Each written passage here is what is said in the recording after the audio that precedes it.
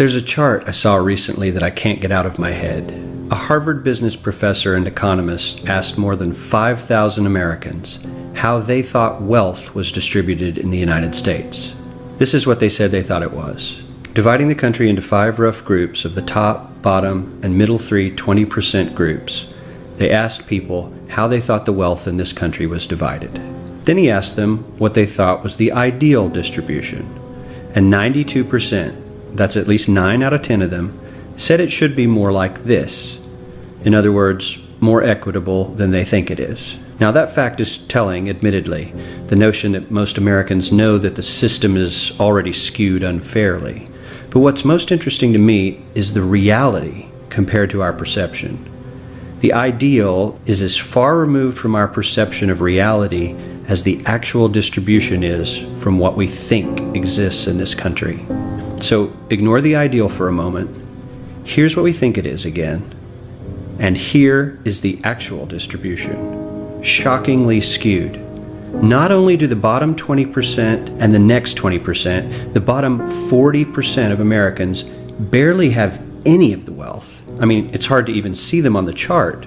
But the top 1% has more of the country's wealth than 9 out of 10 Americans believe the entire top 20% should have. Mind-blowing. But let's look at it another way, because I find this chart kind of difficult to wrap my head around. Instead, let's reduce the 311 million Americans to just a representative 100 people. Make it simple. Here they are: teachers, coaches, firefighters, construction workers, engineers, doctors, lawyers, some investment bankers, a CEO, maybe a celebrity or two. Now let's line them up according to their wealth. Poorest people on the left, wealthiest on the right, just a steady row of folks based on their net worth. We'll color code them like we did before based on which 20% quintile they fall into.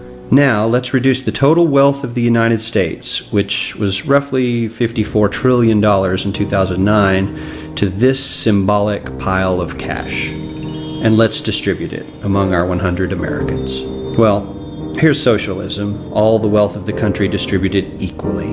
We all know that won't work. We need to encourage people to work and work hard to achieve that good old American dream and keep our country moving forward.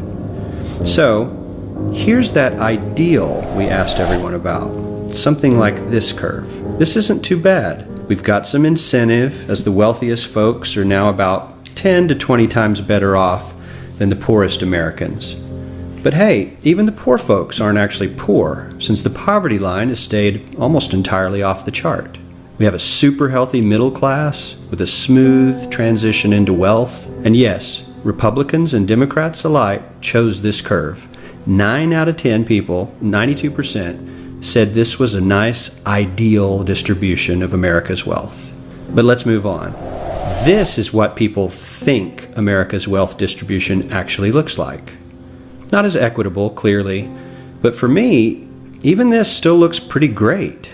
Yes, the poorest 20 to 30% are starting to suffer quite a lot compared to the ideal, and the middle class is certainly struggling more than they were, while the rich and wealthy are making roughly 100 times that of the poorest Americans, and about 10 times that of the still healthy middle class.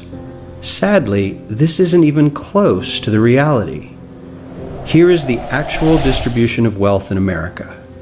The poorest Americans don't even register. They're down to pocket change, and the middle class is barely distinguishable from the poor.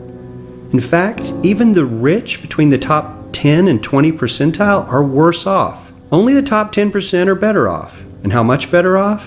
So much better off that the top 2 to 5% are actually off the chart at this scale. And the top 1%, this guy, well, his stack of money stretches 10 times higher than we can show.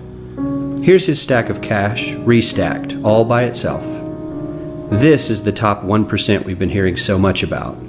So much green in his pockets that I have to give him a whole new column of his own, because he won't fit on my chart. 1% of America has 40% of all the nation's wealth. The bottom 80%, 8 out of every 10 people, or 80 out of these 100, only has 7% between them. And this has only gotten worse in the last 20 to 30 years. While the richest 1% take home almost a quarter of the national income today, in 1976 they took home only 9%, meaning their share of income has nearly tripled in the last 30 years. The top 1% own half the country's stocks, bonds, and mutual funds. The bottom 50% of Americans own only 0.5% of these investments, which means they aren't investing.